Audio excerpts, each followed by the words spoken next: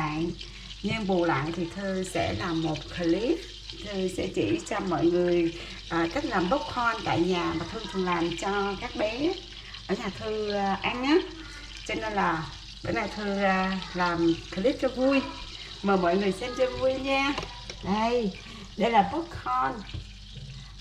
Popcorn ở bên Thư có bán sẵn ở trong các cửa hàng siêu thị, mình cứ việc mua về nha, mình có thể tự làm. Ở đây Thư đang làm nấm chảy bơ. Thư đang làm món chảy bơ nè. Đây là nấm chảy bơ. Thư sẽ làm hai loại, một là popcorn mặn và một là popcorn ngọt. Bởi vì con Thư thích ăn popcorn mặn hơn là ngọt, còn Thư thích ăn ngọt hơn là ăn mặn. Đây bây giờ Thư sẽ bắt đầu bỏ vào trong cái nồi này nè. Cái nồi này Thư sẽ làm một popcorn nồi này nè, thấy không ạ? Đây Thư sẽ bắt đầu bỏ một ít dầu vào trong này. Tôi để lửa khoảng chừng số 7 thôi. Bỏ một ít dầu vào trong đây, một ít dầu. Ở nhà Thư thường dùng dầu ô liu lắm. Đây, dầu ô liu. Một ít dầu. Một ít dầu trong này. Đây. Xong rồi Thư sẽ bỏ một ít muối. Bởi vì đây là Thư đang làm cái mặn cho hai đứa nhóc nhà Thư. Nó có ăn mặn lắm. Thư bỏ một chút xíu muối vào trong này, một chút xíu muối ha. Xong rồi Thư sẽ đậy nắp lại. Đậy nắp lại. Để nắp lại. Con lấy đi.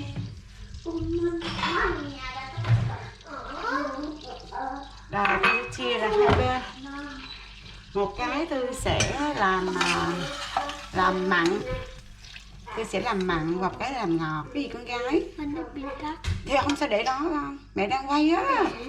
Các con làm trộn rộn mẹ quá, để mẹ làm coi. Nhưng mà ở đây không có mẹ làm đâu.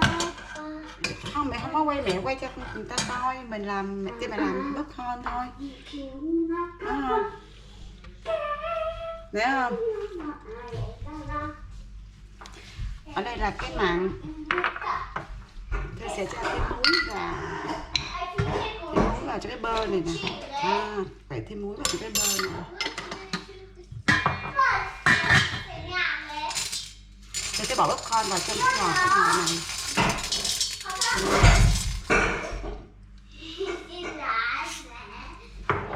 Các con á, cẩn thận á, đừng có mà làm lộn xộn nha.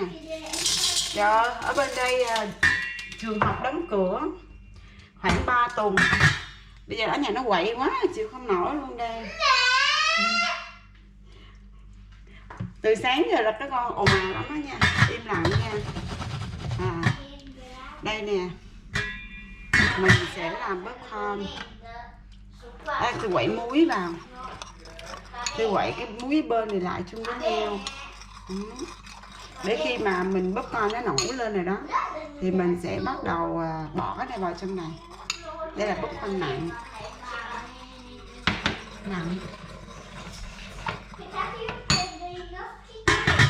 Chưa rồi.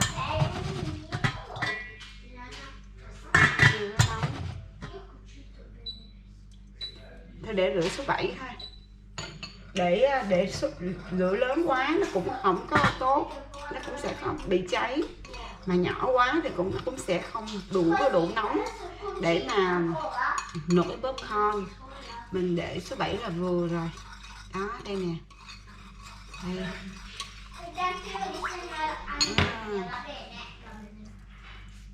Ở đây.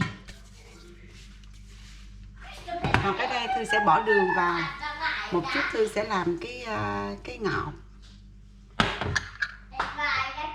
Cái mặn này sẽ cắt vào trong này. Đây Thư bỏ đường vào đây. Bỏ đường vào đây. Muốn ăn ngọt thì bỏ nhiều, ít thì bỏ ít thôi. Thư ăn ít thôi, Thư một chút. Một chút đường thôi. Sau đó mình sẽ quậy đều lên. Mình sẽ quậy đều cái đường này vào. Quậy.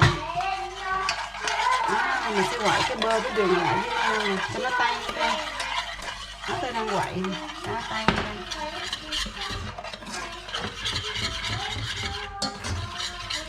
Cho nó tan ra.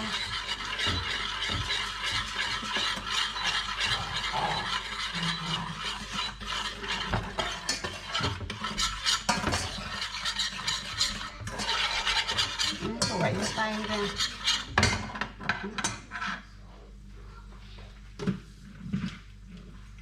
Cho một chút xíu nước vào, cho xíu nước vào thôi để đường nó tan ra, chứ còn bơ với lại đường không có tan ra nhiều lắm.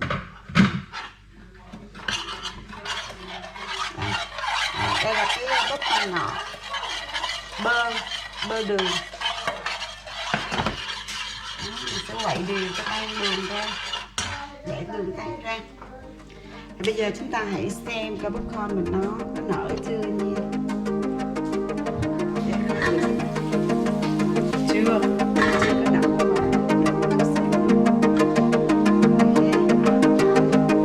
Ở đây là mình chuẩn bị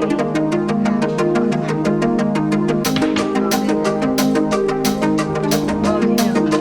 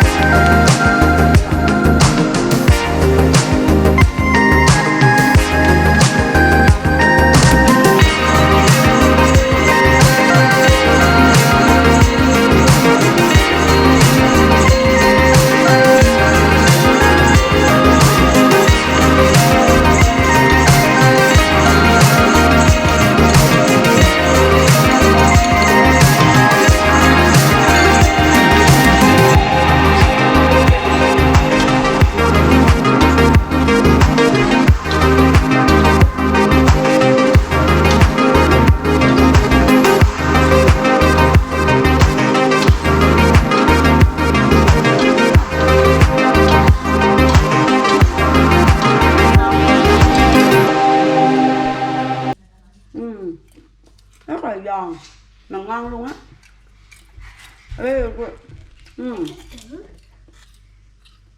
Đây là popcorn mặn mình cũng mới làm xong, thấy không ạ? Con mình nó thích lắm luôn á. Lấy cái kia cho mẹ đi, mẹ bỏ vào cho tụi con đi. Chưa đã bỏ tay bỏ ăn rồi, thấy không? Ê. Và bây giờ tiếp tục là cái mẻ thứ hai là popcorn ngọt. Đây tôi cũng vẫn bỏ một chút xíu dầu vào trong cái nồi.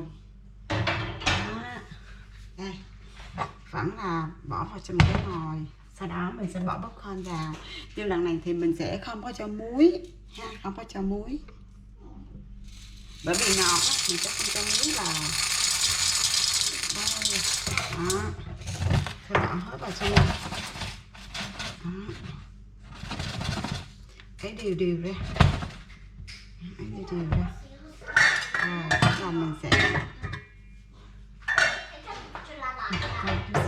nó hơi bị ít nó sẽ bị cháy á, cho cái xíu dầu. Cái này hơi bị nhiều. Đó. Bây giờ mình sẽ cắt đều ra.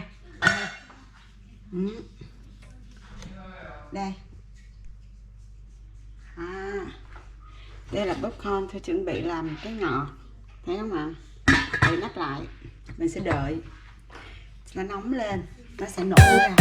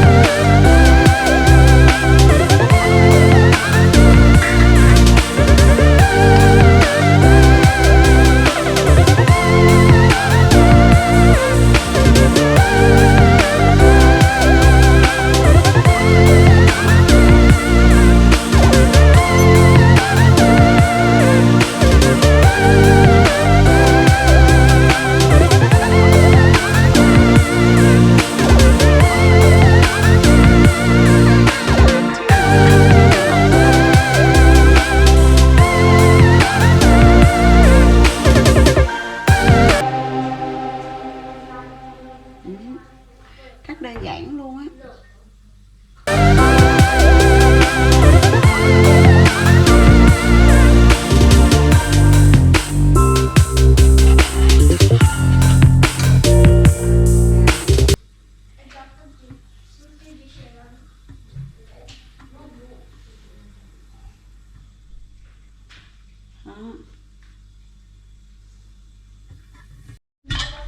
Đó, bia nó đang nổ thầy cả nhà, thấy không mọi người? Đang nổ đây, đó, đang nổ, bóp, mở nó ra nè, nổ bự lên.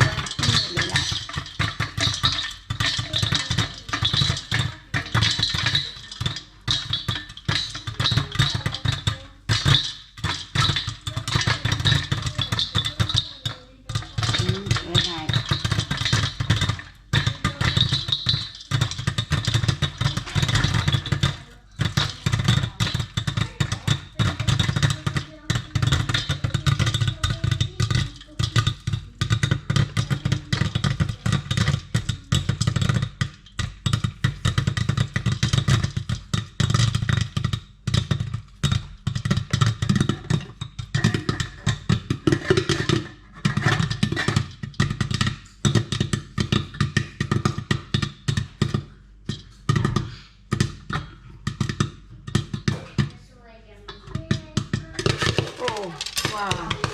Đây. Cái này xem. Nổ gần hết luôn rồi. Hấp dẫn. Nổ gần hết rồi. Mọi người thấy không?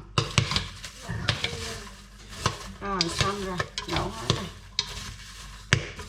Rồi nổ hết rồi. Xong.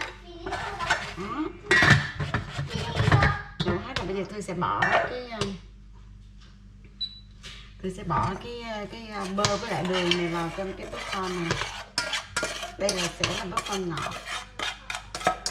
Popcorn ngọt. Tôi bỏ vào đây. Chế vào đây. Chế vào đây. Đây là xong.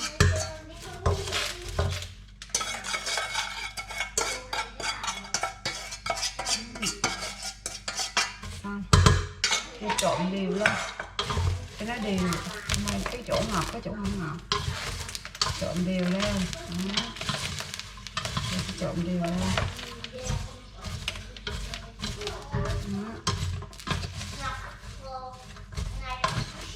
Xong.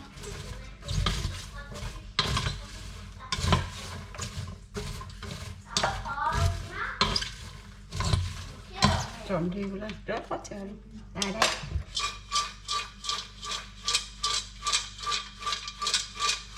Trộn đều lên. Đây là xong. Rất là ngon luôn đây. Vật quá hấp dẫn. Đây. Bắp con ngọt, bơ đường. Hưởng ngọt. Very good. Nó còn giòn luôn á. It's hot. Ok. Rồi xong. Đây là buổi làm popcorn của người đã xong. Vài phút cho mọi người thư giãn. Hẹn gặp lại mọi người bài học kế tiếp ngày thứ Bảy nhé. Xin chào cả nhà. Xin chào. Xin chào.